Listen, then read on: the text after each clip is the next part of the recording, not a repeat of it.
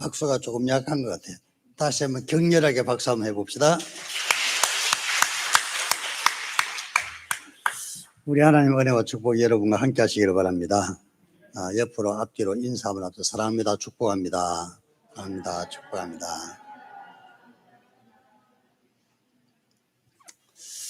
제가 아는 장로님 중에 한 분이 고등학교로 공고를 나오고 공고를 나온 이후에 한양대학교 건축학과에 진학을 해서 건축학과를 나왔더니 좋은 직장에 좋은 회사에 취직을 하게 되었습니다.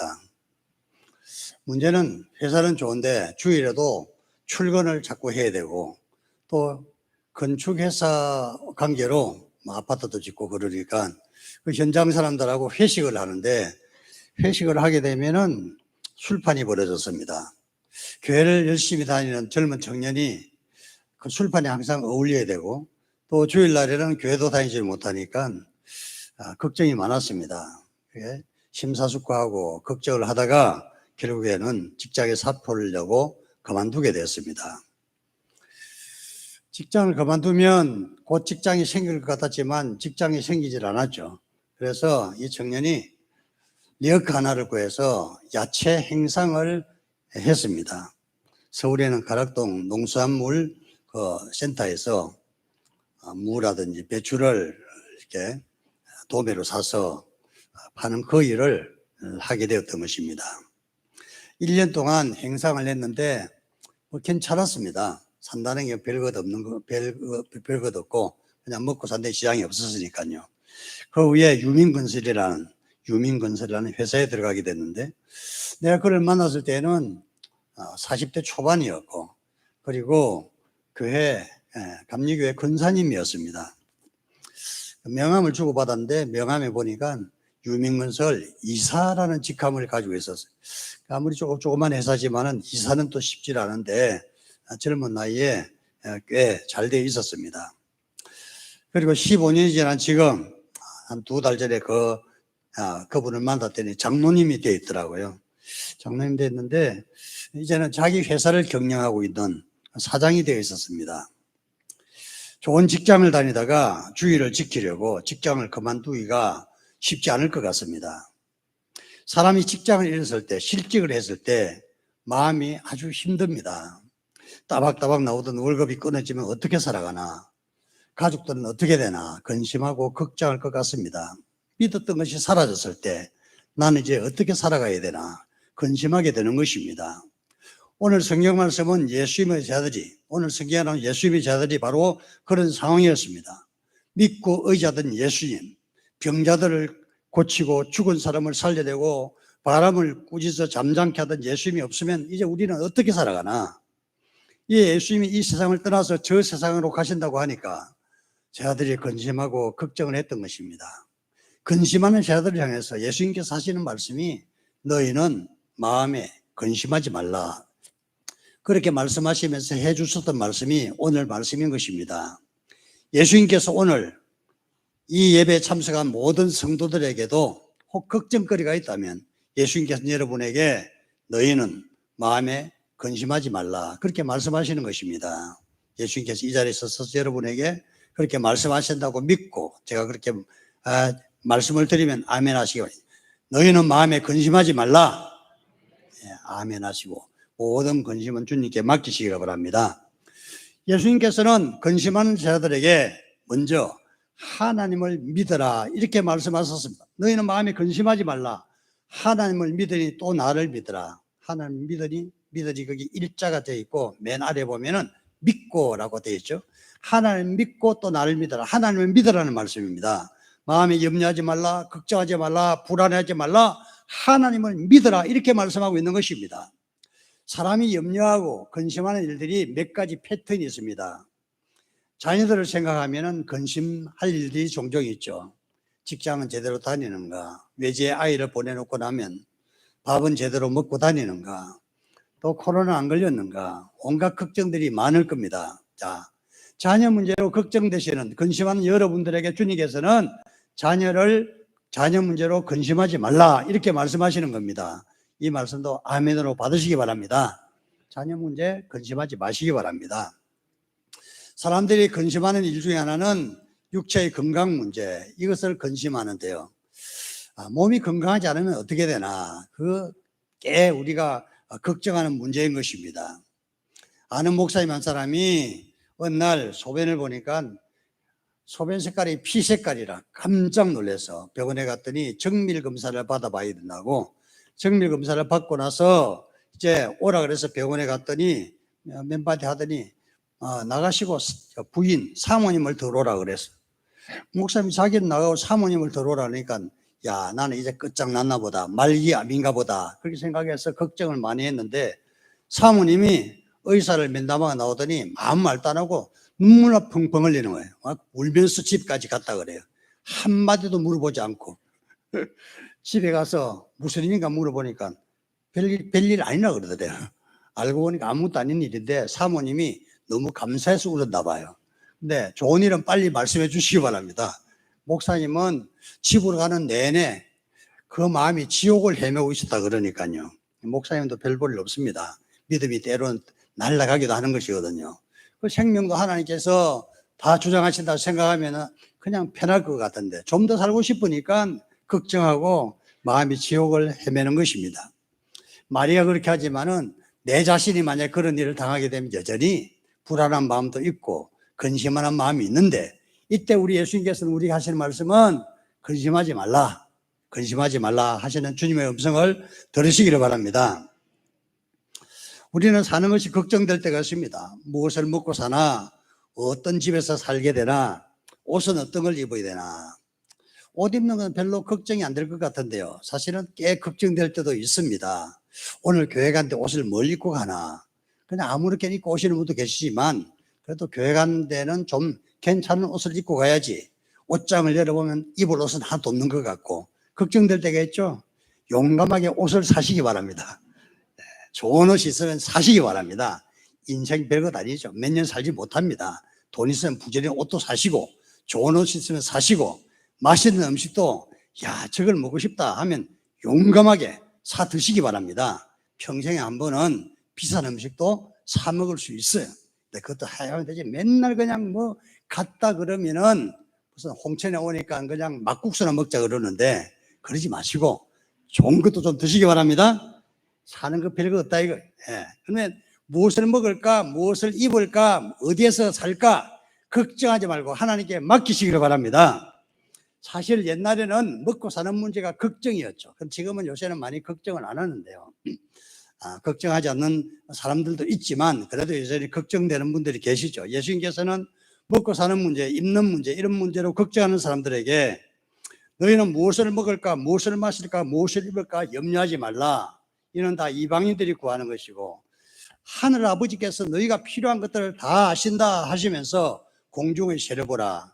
창고에 모아 들이지도 않는데 항상 먹을 것이 준비되어 있다. 공중의 새는 누가 먹이십니까? 하늘 아버지께서 먹이신다고요. 자, 욥기서 38장 41절에 보면 우는 까마귀 새끼에게 먹을 것을 준비하니까 누구냐? 바로 하늘 아버지라고 말씀하고 있는 것이죠. 날아다니는 까마귀는 자유롭게 먹이를 구할 수 있지만 까마귀 둥지에는 까마귀 새끼들, 깍깍 울고 있는 그 까마귀 새끼에게 먹을 것을 공급하시는 분은 하나님이시라는 거예요. 그 까마귀 새끼보다 너희가 훨씬 귀하다고 말씀하고 계셔요. 그러니까 먹고 사는 문제, 일상생활의 문제로 걱정하지 마시기 바랍니다. 걱정하지 마시기 바랍니다. 걱정하고 싶은 사람 있습니까? 예, 걱정하지 마시기 바랍니다. 또한 우리가 입는 문제도 걱정할 것이 없는 것이, 아무리 사람들이 잘 입어봤자 솔로몬이 영광스럽게 입었던 그 옷들도 덜에 있는 백합옷보다 이쁠 것도 없다, 이렇게 말씀하고 계세요. 좀 잘 입어봤자 별것 없으니까 그냥 평화롭게 살아가도 괜찮은 것입니다. 어쨌든 저나 여러분이나 하나님께서 보시기에는 귀한 하나님의 아들이요, 하나님의 딸이기 때문에 생계 문제도 책임져 주시고 먹고 사는 문제도 책임져 주시고 모든 주거 문제도 책임져 주실 줄로 믿습니다. 그래서 오늘 폈다 지는 덜풀도 먹이시고 입히시는 그 하나님께서 우리 모든 하나님의 자녀들에게는 근심 걱정 없이 모든 것을 공급해 주실 줄로 믿습니다. 사람들은 세상을 살아가면서 어떤 세상에 있는 것들을 믿고 의지하기를 원할 때가 있어요. 어떤 사람들은 물질을 의지하기를 원하고 어떤 사람들은 사람을 의지하고 혈육의 권력을 의지하기를 원한다고 말씀했어요. 예레미야 17장 5절에 7절에 보면 나 여호와가 이같이 말하노라 무릇 사람을 믿으면 혈육으로 그 권력을 삼고 마음이 여호와에게서 떠난 그 사람은 저주를 받을 것이라 말씀하시고 그러나 무릇 여호와를 의지하며 여호와를 의뢰하는 그 사람은 복을 받을 것이라. 그는 물가에 심은 나무가 그 뿌리를 강변에 뻗치고 더위가 올지라도 두려워 아니하며 그 잎이 청청하여 가무는 해도 걱정이 없고 결실이 그치지 아니함 같으리라. 이렇게 말씀하고 있는 것입니다. 여러분, 우리가 믿고 의지해야 될 것은 이 세상이나 어떤 것들이 아니라 바로 하나님을 믿고 의지하시기를 바랍니다. 그러면 우리가 물가에 심어진 시냇가에 심어진 나무같이 때를 따라서 푸르고 청청해서 결실이 그치 않음 같으리라. 이렇게 말씀하고 있는 것입니다. 하나님 있는 믿음으로 살아가시고 근심걱정은 우리 하나님께 맡기시기를 주님 이름으로 축원합니다. 두 번째로 예수님께서는 근심하는 자들에게 나를 믿어라, 예수님을 믿어라 이렇게 말씀하셨습니다. 하나님을 믿고 또 나를 믿어라 이렇게 말씀하셨습니다. 예수님을 믿을 때 염려와 근심이 사라진다는 것입니다. 예수를 믿는다는 것이 무엇일까요? 예수님을 내 마음에 모시고 예수님을 내 마음의 주인으로 모시고 살아가는 것입니다. 예수님을 내 인생의 주인으로 모시고 사는 것입니다. 예수님을 내 인생의 안내자, 내 인생의 가이드로 모시고 사는 것입니다. 나의 모든 삶을 예수님과 의논하고 그분의 안내를 받는 것, 그것이 바로 예수님을 믿고 사는 것입니다. 요한복음 10장 10절에 보면은 예수님께서 나는 선한 목자라 그렇게 말씀하셨는데, 선한 목자이신 예수님은 10편 23편에 보면은 우리 모든 양떼 같은 우리들을 푸른 풀밭과 맑은 시냇물, 쉴만한 물가로 인도하시는 분이라고 말씀하고 있습니다. 또한 내가 사망의 엄침한 골짜기를 지날 때에 나를 지켜주시고 보호하시는 분이라고 말씀하고 있는 것입니다. 목자이신 우리 주님은 저나 여러분을 양떼처럼 항상 지켜주시고 보호하시고 인도하시며 푸른 풀밭과 쉴만한 물가로 인도하시는 분이라는 겁니다. 그 주님을 의지하시고 그 주님을 믿으시고 하나님의 은혜 가운데 살아가시기를, 그래서 근심 걱정 없이 평화롭게 살아가시기를 주님 이름으로 축원합니다. 제가 아는 분 중에 허원석이라는 사람이 있었습니다. 1970년에 서라벌 예대를 졸업하셨는데요. 서라벌 예대를 나오고 이분은 KBS PD, 공채 PD에 응모를 해서 공채 PD가 됐어요. 그래서 KBS 방송국에 출연을 했습니다. 텔레비전 방송국에 출근을 했습니다. 같이 서라벌 예대를 다닌 사람 중에 친구가 임근택이라고 유명한 영화 감독이 같이 KBS PD로 들어갔습니다. 임근택은 거기에서 좀 빛을 봤는데 허원석은 좀 빛을 못 본 것 같아요.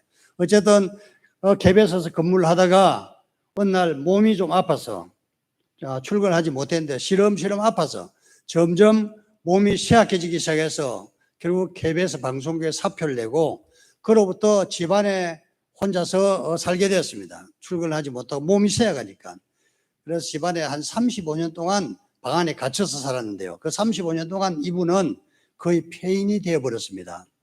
제가 그분을 만난 것이 2005년도쯤 되는 것 같은데, 그분 딸이 교회를 찾아와서 자기 집에 가서 아버지를 위해서 예배 좀 드려달라 그래서 따라가 보았습니다. 교회 근처에 살고 있는데 아주 초라한 집에 살고 있더라고요. 아주 그냥 허술한 문을 열고 방 안에 들어가 보니까 그 방에 조그만 교자상이 하나 있고 교자상 앞에 뭔가 설치했는데 그거 보니까 불상이 이것만한 불상을 하나 모셔놓고 이게 뭐냐 그러니까 날마다 거기 이걸 했다 그래요. 부처님 앞에 낫게 해달라 기도를 했나 봐요. 그렇게 35년을 했는데 그 얼굴, 몸을 보니까 피골이 상접, 그냥 뼈밖에 없는, 그냥 바람에 불면 날아갈 것 같고 그건 건드리면 바스라져 버릴 것 같은 아주 초라한 그런 모습으로 살고 있었습니다. 말을 하는데 보니까 입술이 파르르 떨리고요. 손이 자꾸 달달 떨리더라고요. 몸이 워낙 허약하고 그냥 제대로 서 있을 수도 없는 그런 상태였던 것입니다. 그래서 제가 건면하기를 35년 동안 여기에다가 절을 하고 기도해봤자 아무 효험이 없으니 앞으로는 이 불상 좀 치워버리고 예수를 좀 믿어보는 것이 어떠냐고 건면했더니 예수를 믿을 마음이 있다 그랬어요. 그래서 그 다음 주부터 교회를 나오게 되었는데, 교회를 한번 나오기 시작하자 불상을 모시던 그 신심이 그대로 남아 있어서 얼마나 지극정성으로 교회 나온지 모르겠어요. 예배를 열심히 드리고 몇 달이 지나서 어느 날 그분 얼굴을 유심히 봤더니 볼에 살이 통통하게 올랐어. 얼굴이 아주 예쁘게 돼 있어요. 눈폭이 좋았어요. 키는 좀 작은 분인데 몸도 좀 호려한 분인데 그분 내력을 들어보니까 은근히 유명한 분이더라고요. 어떤 신문에 항상 칼럼도 쓰고 또 유명한 그 당시 대통령이 노무현 대통령이었는데 대통령이 되기 전에 노무현 그 의원이 종종 찾아와서 고향 형님이라고 인사하고 조언도 받던 그런 사이라고 하는 이야기를 들었습니다. 그 가정이 그 부인도 교회를 나오고 아들도 교회 나오고 딸도 교회 나오고 전부 다 이제 교회를 다니게 되면서 허원석 성도님이 점점 몸이 좋아졌습니다. 그리고 그 후에는 전혀 염려와 근심이 없이 평화롭게 살게 되었죠. 어느 날 그 허원석 집사님의 부인이 저한테 와서 상의할 일이 있다고 해서 뭐냐 그러니까 교회가 용산구청 사거리 그 맞은편에 있을 거예요. 용산구청 거기 그 사거리에 좀 이렇게 이 가도에 조그만 가게가 하나 났는데 은하슈퍼라고 은하슈퍼가 났는데 그것을 장사를 해보면 어떻겠는지 저한테 물어봐서 훌륭한 생각이다. 목사한테 온 거는 잘한 것이라. 하기 전에 와야 되는 거예요. 근데 슈퍼마켓을 어디 큰 슈퍼마켓을 개업한다 그러면서 다 해놓고 나한테 상의하면 안 되는 거예요. 그냥 기도해보고 이건 안 되겠다 싶으면 하지 마라 그랬는데 이미 다 저지를 놓고 오면 어떡해. 하여튼 이분은 이걸 하면 어떠냐고 그렇게 해서 내가 기도하고 거기는 괜찮다. 왜냐하면 그 워낙 유동인구가 많으니까 사람들이 꽤 많이 들락날락거리고 아니나 다를까 나중에 개업을 하고 나서 보니까 손님들이 굉장히 많고 수입이 굉장히 좋아요. 한 달 월세는 좀 비싸지만은 수입이 워낙 좋으니까 그 가정이 너무나 평화롭고 행복하게 살게 되었습니다. 하나님께서 지난 35년 동안 허원석 집사님이 많은 고생을 했지만 예수님을 믿은 이후로 그 가정에 하는 일마다 형통하고 잘 되게 되었던 것입니다. 가정이 평화롭고 물질적으로 넉넉하게 되어서 그 이후에 허원석 성도님은 과거에는 폐인처럼 살았지만 이제는 활기를 치며 살았어. 그래서 많은 사람들 교류도 하고 교제도 하고 그렇게 살면서 행복한 인생을 보냈던 것입니다. 여러분, 예수님을 믿는 것은 우리에게 은혜의 축복인 것입니다. 예수님을 믿는 모든 성도들에게 우리 하나님께서 근심 걱정은 다 제거하시고 좋은 일만 풍성히 허락해 주시기를 주님 이름으로 축원합니다. 세 번째로는 내 아버지 집에 거할 곳이 많도다 하시면서 아버지의 집에 있으면 근심이 없다는 것입니다. 너희는 마음에 근심하지 말라. 하나님 믿고 또 나를 믿어라. 내 아버지 집에 거할 곳이 많도다. 내가 너희를 위하여 거처를 예배하러 가노니 이렇게 말씀하셔서 아버지 집에 있을 때 하나님의 집에 있을 때 우리는 참된 평화와 기쁨을 누리고 살 수가 있다는 것입니다. 제가 오래전에 신학교를 다닐 때 신학교 3학년 때 교육전도사를 했습니다. 신길동 교회라는 곳에서 교육전도사를 했는데요. 내가 교육전도사를 하면서 그쪽으로 이사를 갔더니 어떤 루트로 고향의 후배가 그 근처에 신길동에 사는 후배를 만나게 되었습니다. 타양에서 어떤 고향의 후배들을 만나니까 반가웠죠. 그 가정도 뭐 잘 사는 것 같고 그래서 안심을 했는데 어느 날 그 집 부인이 우리 집 문을 쾅쾅 두드렸는데 누가 두드린지도 모르고 나가봤더니 그 집 부인이 문 밖에 있었습니다. 보니까 신발도 제대로 신지 않고 도망을 쳐 나온 것 같더라고요. 그래서 그 다급하게 하는 말이 자기를 좀 숨겨달래요. 남편이 오는데 남편이 발각되면 자기가 죽을 것 같다고 숨겨달라 그래서 사실은 그 사람도 우리 집을 알기 때문에 부인이 도망갈 곳은 우리 집밖에 없다는 것을 알고서 우리 집으로 올 것 같아. 그래서 우리 집사람이 지혜롭게 그 사람을 옥상으로 피난시키고 아무 일도 없는 것처럼 있었더니 한 2, 3분 후에 그 남편이 들이닥쳐서 문을 쾅쾅 두들겨서 나가보니까 그 사람이 고향 후배예요. 무슨 일이냐 그러니까 자기 집사람 얘기 안 왔냐고. 그래서 내가 안 왔어? 내가 그랬지. 근데 정직하게 말하면 마누라마다 죽습니다. 그냥 안 왔다. 목사 거짓말하냐? 야, 그때는 안 왔다 그래야 되는 거예요. 그랬더니 여기밖에 갈 데가 없다고 그러더라고. 그래서 안 왔다고. 그때는 집에 들어가서 방에다 좀 찾아봐도 되겠냐 그래서 들어오라고. 자신만만하지 뭐. 왜? 옥상으로 피신시켰으니까. 들어와서 찾아보니까 없잖아요. 그래서 돌아갔습니다. 이 부부가 평소에는 좋은데 남편이 술만 마시면 술 개신이 되어서 자기가 뭘 한지를 몰라요. 항상 하는 일이 아내를 때리는 일이었습니다. 술만 먹으면 아내를 때리고 그냥 때리면 또 이 부인은 도망을 나와서 주로 우리 집으로 피해왔죠. 옆에서 보기에 참 딱한, 결국에는 이 부인이 나중에 도망을 치고 다시 들어오지 않았습니다. 이렇게 알코올 중독자에게 얻어맞다가 도망쳐 나온 여자들이 생각 외로 많습니다. 이 사람들 주로 가는 곳은 우리 집에 도망오는 것이 아니고요, 경찰서로 도망을 갑니다. 경찰에 도망가면 경찰서에서는 그 사람을 안전하게 보호해 주는데 경찰서에 계속해서 머무를 수가 없잖아요. 그래서 어떤 기관에다가 맡기게 되는데, 우리 감리교 본부에서, 감리교 본부 전국 여성교회 연합회에서 운영하는 사랑의 둥지라는 조그만 공동체가 있습니다. 제가 서울에 있을 때, 제가 감리사 때 그것이 만들어졌는데요, 그 만들어질 때 전도사를 파송한 것이 저고 계엄 창립 예배를 드려주고 그랬는데, 그 전도사님이 지금 목사님 돼서 20몇 년 동안 그 일을 지금 하고 있습니다. 아주 잘하고 있죠.